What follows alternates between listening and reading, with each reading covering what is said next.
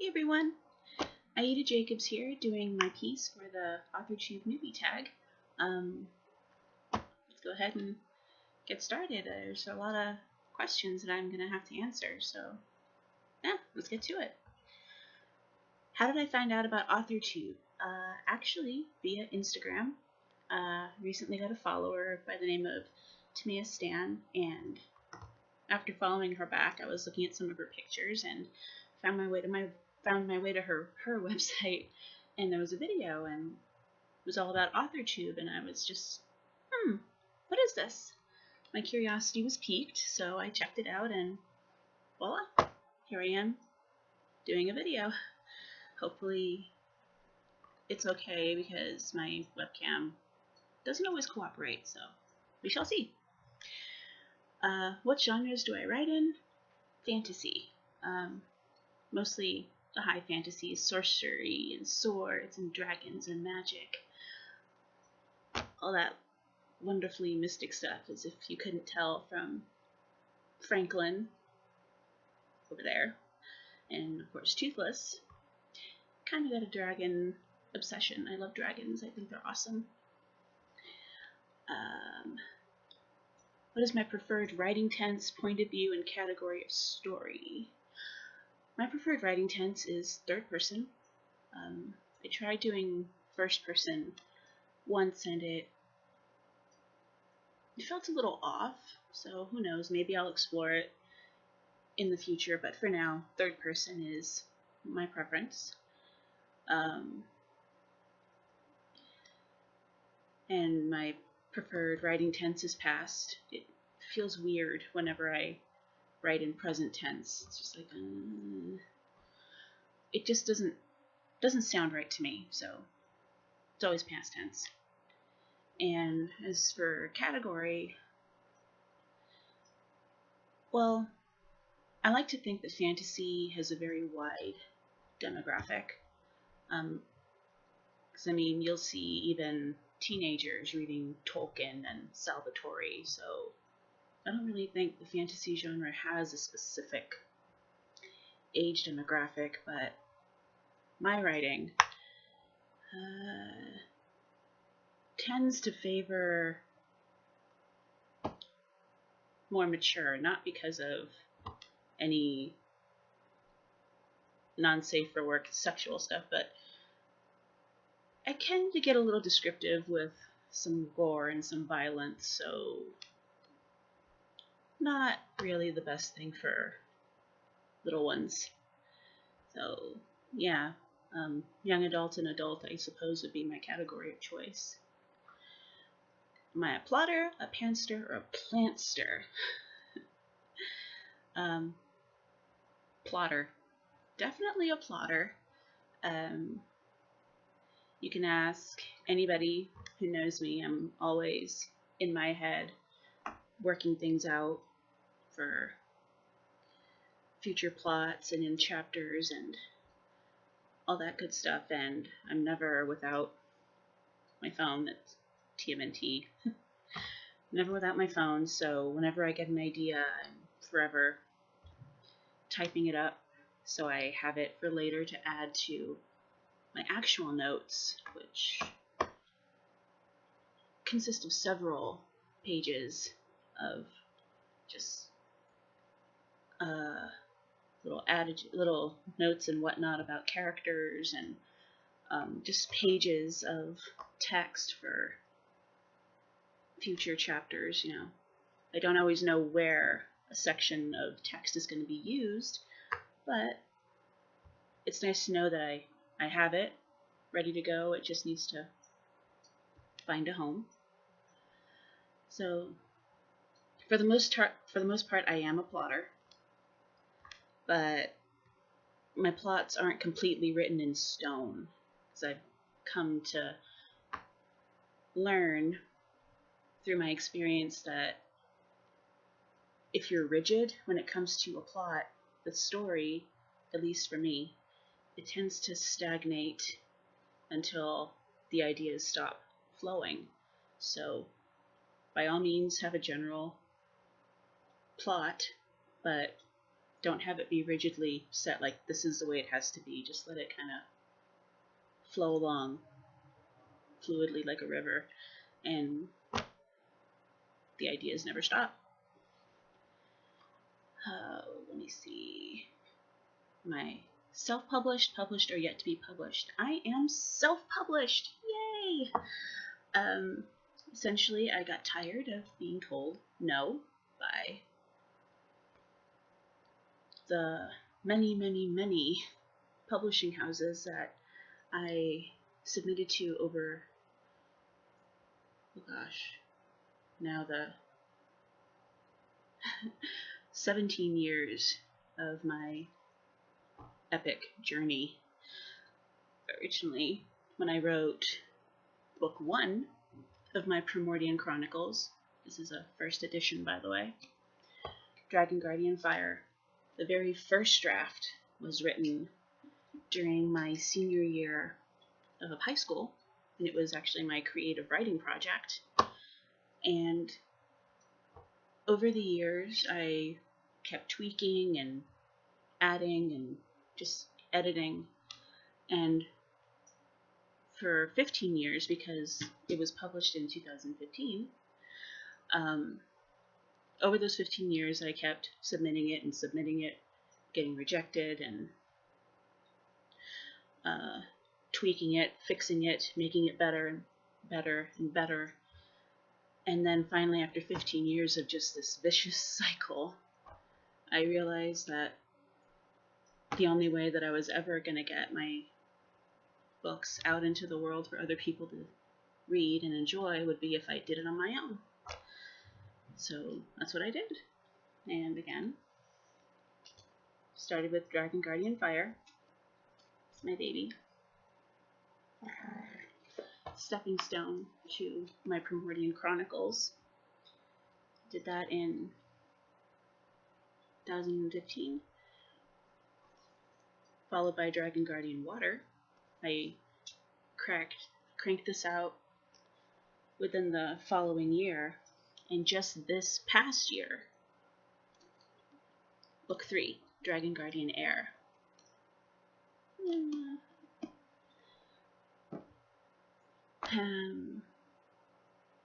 And I have recently started work on book 4, Dragon Guardian Earth. And while I love the fact that I'm self-published, I, of course, still submit to publishing houses because, hey, sometimes it's good to have the resources of a publishing house at your disposal. But in the meantime, yay for indie publishing! Woo! Let's see. What publishing company, literary agent, and or printing company are you represented by or use? CreateSpace. CreateSpace is done through Amazon. It's one of their little subsidiaries. And what can I say? They're awesome. For those of you who don't have a big budget to spend on this, it's completely free. The base package is free. I mean, they have a package that you pay for that comes with more bells and whistles, but the base package, it works perfectly fine for me. They do the formatting, they've got covers that you can use, unless you are able to have covers for your books commissioned, and they distribute through Amazon, through Kindle, through barnesandnoble.com. So it's a pretty wide net. Only problem, well, it's not really a problem, but because the books are print to order, self-published, Barnes & Noble will not carry them physically in the stores, because if they're not purchased, if they're not bought, they're just taking up space and they have nowhere to return them. I used to work at Barnes & Noble, and any books that did not sell, they would pack up and they would send back to the warehouse. Well, with print to order books, there's no warehouse to which to send them back, so they're stuck with them. So yeah, that's the only disadvantage. But this is the digital age for the most part, and yeah, a lot of people, don't get me wrong, I love the feel of an actual book, but, and not to mention the smell, especially if it's an oldie. But this is the digital age, and Kindles and Nooks, they are handy. Any tablet actually is really handy to have, because you can have like 50 books in one of them, and just they take up this amount of space in your purse or your suitcase. So yay for digital. Age of the Geek. Woo! What AuthorTube related videos can we expect to find on my channel? I haven't quite decided yet. The videos that I've posted in the past are mostly just little, sorry, camera is throwing me off. Were mostly just little snippets for Franklin back here. Ah, I did it again. Franklin, very first dragon I ever got, and he's my baby. He's my favorite. Say hello, Franklin. They're little silly videos, just him being silly. They started out as vines, and I just kind of copied them to my channel. But I don't want to go through that again. I'll just hold you here. Probably like progress reports, my feelings on writing. It's probably what you can expect to find. Maybe some cameos. When did I start writing? If you want to be technical, I first started writing in the 8th grade, and the first story that which is actually the next question, what is the first story you ever wrote? The first story I ever wrote was fan fiction for Phantom of the Opera, because I am a huge fanatic spelled with a PH, fanatic. I mean, the musical, the original stage play by Andrew Lloyd Webber, it gave somewhat of a happy, hopeful ending for Eric. I mean, he vanishes. For those of you who haven't read the novels, the Phantom's name is Eric. It gives him somewhat of a hopeful ending because he just kind of vanishes, whereas in the novel he just dies. So the fanfic that I wrote was kind of a sequel to the stage play, and written by an 8th grader, it really wasn't that good. So I just kind of shoved it aside for a while until my senior year of high school came, and I found myself taking a creative writing class as an elective because I had found myself in possession of a free period. So I took creative writing. I figured, meh, why not? And the basics of the class were every week you would have to turn in a final assignment. So during the week, by the end of the week, you would be working on that assignment. It could either be a collection of, I think it was 3 poems. It could be or it could be a short story. Now, I don't know about you, but short stories are not the easiest thing for me to do because they tend to grow into something beyond the approved length of a short story. And back then, poetry was something that I reserved solely for when I was feeling sad and mopey, so I knew poetry was just right out. So I got the wild and crazy idea to write a book during the course of the school year, and at the end of each week I would turn in a new chapter. I brought the idea up to my teacher, Miss Skaken, and she gave me a very hearty and enthusiastic yes. And so that was the start of the very, very, very, very first draft to what would eventually become Dragon Guardian Fire. Back then it was entitled Celtic Princess, and it was just jam-packed full of teenage angst. There's still a little bit of it that lingers, but for the most part, a lot of it has been flushed out. And because over the years, as I would tweak it and revise it, my writing voice would evolve and grow to reflect my maturing self. So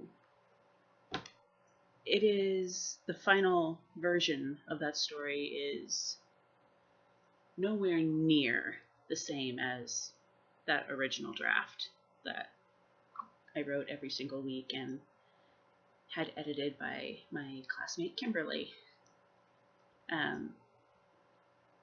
The only thing remaining the same basically are the character names. Everything else got changed. Such a long time ago. In the year 2000.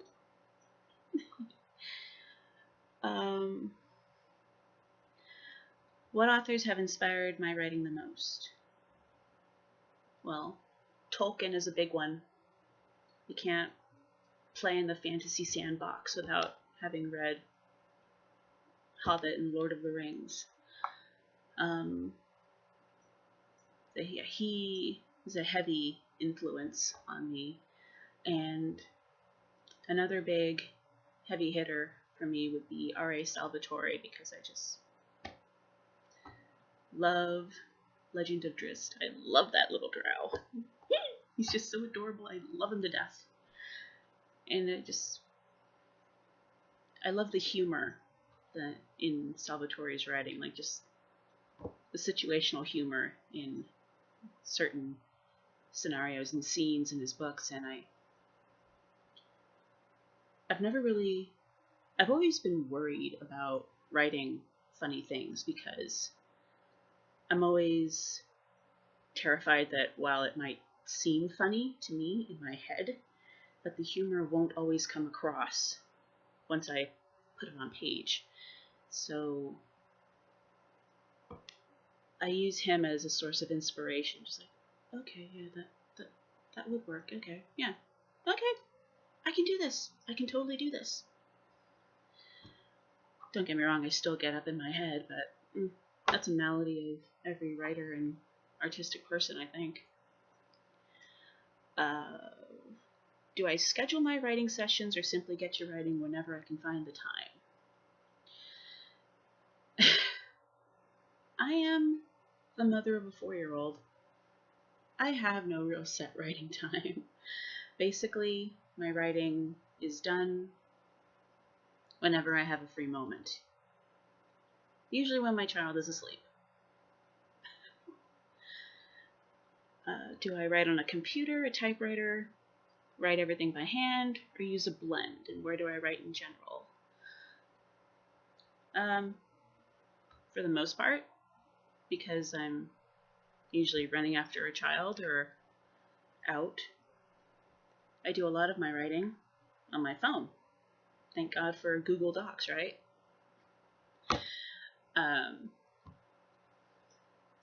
Anyway, I do a lot of the drafting and the writing on my phone, just then once I'm able to actually sit down at my computer, that's when I'll copy from Google Docs and paste it into Microsoft Word and keep working from there. But that usually doesn't happen until I'm sure that a chapter is finished, because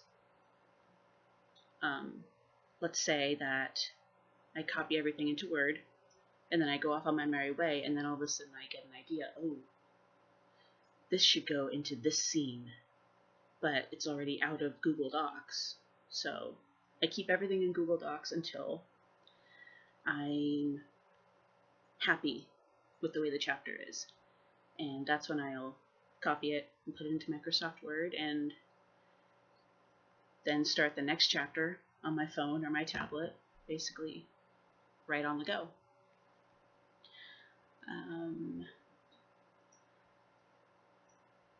What am I most looking forward to now that I'm a part of AuthorTube?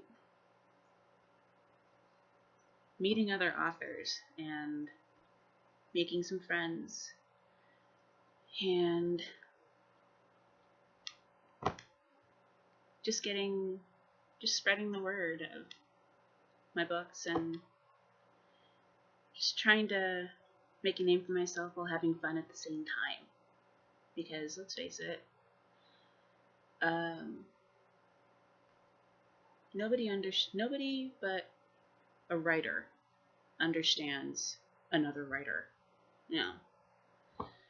So it's good to be able to have people, like-minded people, to talk to about the ups and downs of the writing process and all that jazz. Because being as loving and supportive as your family and friends are, a lot of the times they don't get it. I mean, you explain it and you make it clear, but they don't understand what they don't really understand the driving need that fuels you to all of a sudden sit bolt upright in bed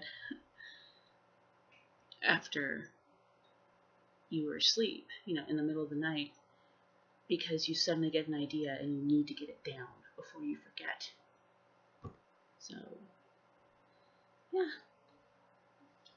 Fellow writer, subscribe, friend me, be our friend. And that's it. Hope to see you all on the other side. Peace.